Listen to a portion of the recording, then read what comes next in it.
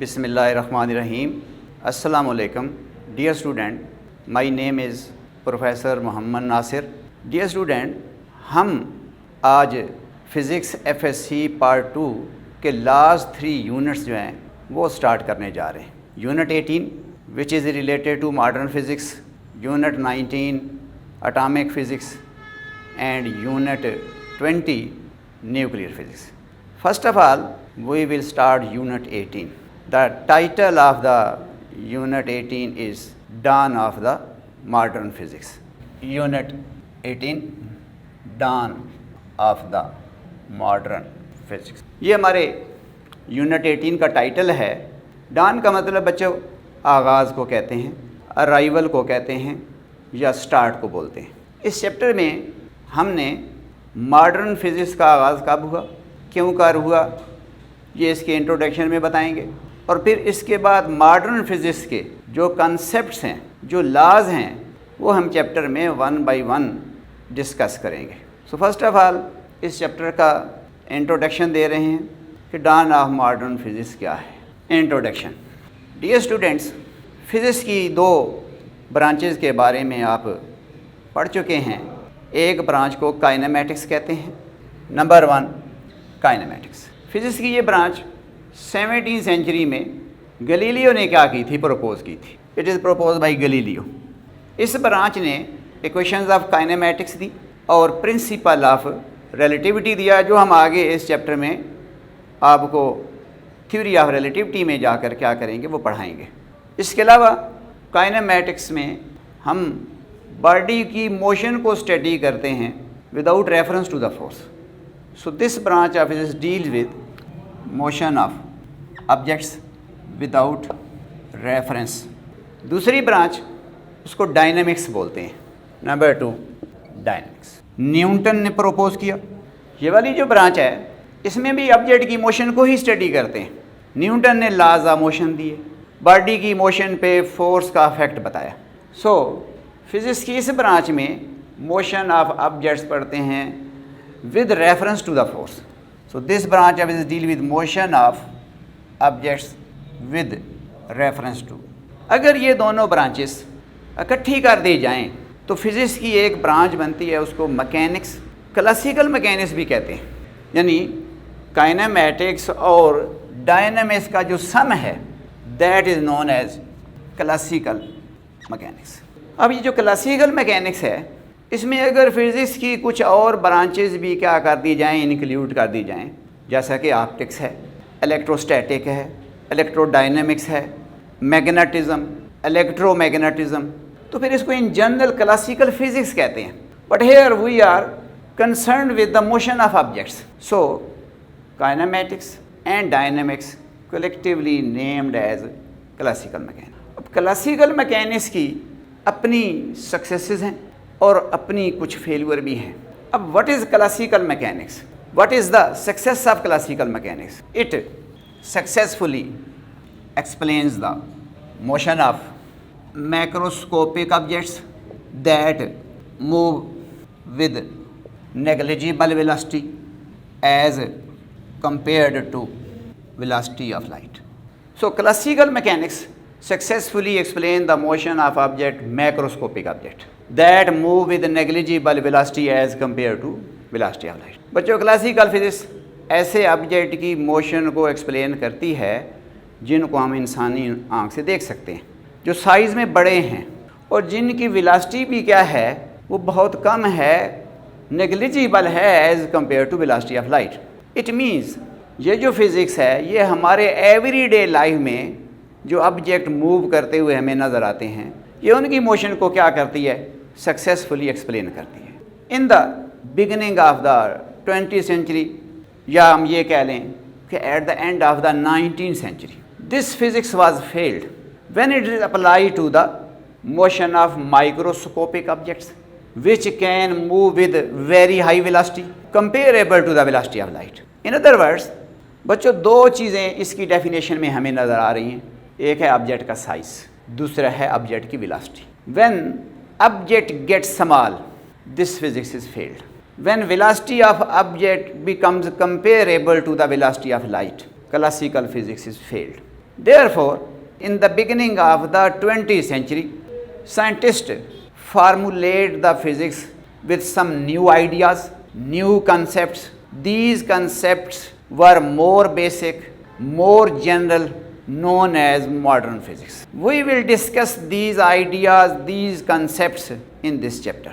Now, what is the limits of this physics? Once again, बच्चों फिर बता रहा हूँ कि ये फिज़िक्स कब फेल होती है, जब ऑब्जेक्ट का साइज़ बहुत छोटा हो जाए, जब ऑब्जेक्ट सब माइक्रोस्कोपिक स्केल पे चला जाता है, जब ऑब्जेक्ट बहुत फास्ट हो जाता है, जिसकी वेलोसिटी ऑफ लाइट के कंपेरेबल हो जाती है। इसके अलावा बहुत सारी इलेक्ट्रोमैग्नेटिक इंटरेक्शंस भी हैं, उन इंटरेक्शन में भी जाकर ये फिज़िक्स यानी क्लासिकल मैकेनिक्स फेल हो जाती है। तो फिर हम मॉडर्न फिज़िक्स का सहारा लेते हैं। Here is classical mechanics. I have told you when object gets small, this physics is failed. Problem is resolved by quantum mechanics.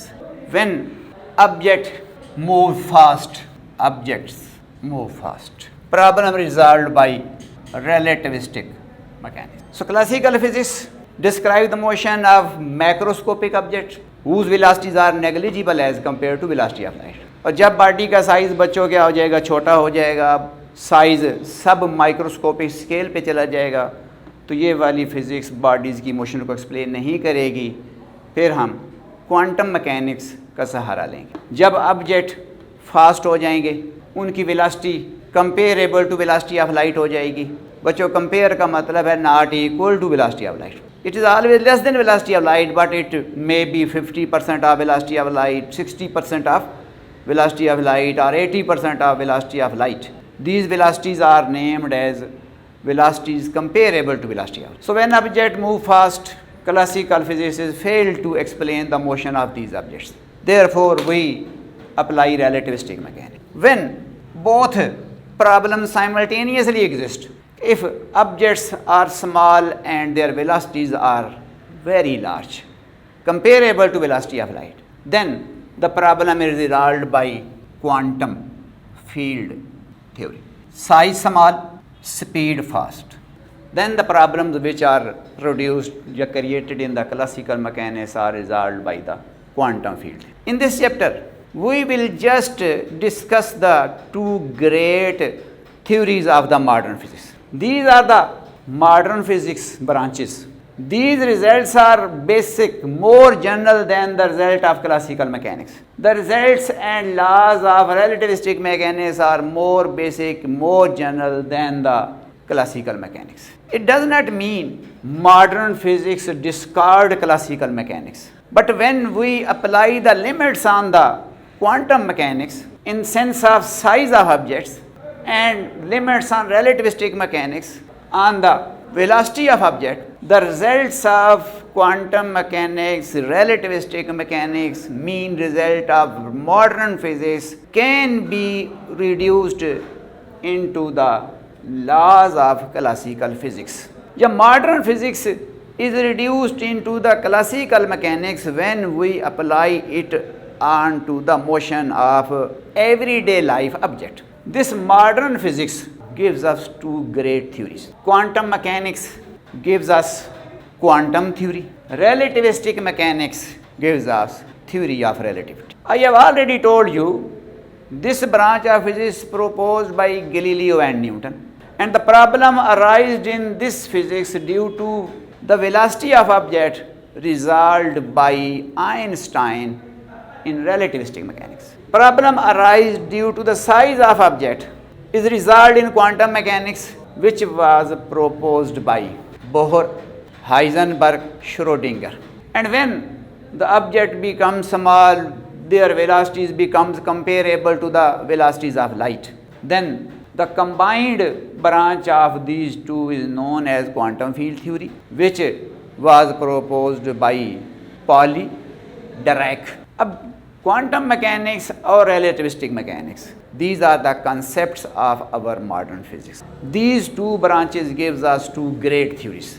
Number one, theory of relativity, that was proposed by Einstein. Theory of relativity tells us about the nature of space, time, mass and energy. Theory of relativity tells us about the nature of space, time, mass and energy. Its consequences are nuclear powers and discoveries like quarks, black holes, etc. Theory of relativity tells us about nature of space, time, mass and energy. इस theory of relativity के consequence क्या हैं? Nuclear power, discoveries like quarks, black holes, etc. The second theory is quantum theory. Quantum theory about observations, processes and interactions involving events at sub-micro scale. इस theory के consequences are information technology, communication and basis to devices like transistor and IC. Modern physics की दो theories बच्चों आपको बताई हैं जो हम इस चैप्टर में पढ़ेंगे. Theory of relativity about nature of space, time, mass and energy. इसका consequence क्या है? Nuclear power, quarks, black holes. Quarks, these are the sub-particles of nucleons. Modern theories हमें बताती हैं कि जो प्रोटॉन और न्यूट्रॉन हैं, these are not true elementary particles. Proton and neutron are composite particles made up of some other particles and these particles are named as quarks. Quantum theory, it tells us about observation, processes, interaction involving events at sub-microscopic level. इसके consequences क्या हैं? Information technology, communication and theoretical basis to devices like transistor and integrated circuit. अब ये जो consequences हैं ये quantum electronics से आए हैं. क्वांटम इलेक्ट्रॉनिक्स मॉडर्न फिज़िक्स की ही एक ब्रांच है. इसके कंसीक्वेंसेस इंफॉर्मेशन टेक्नोलॉजी कम्युनिकेशन में जो इनकलाब है वो क्वांटम इलेक्ट्रॉनिक्स की वजह से है.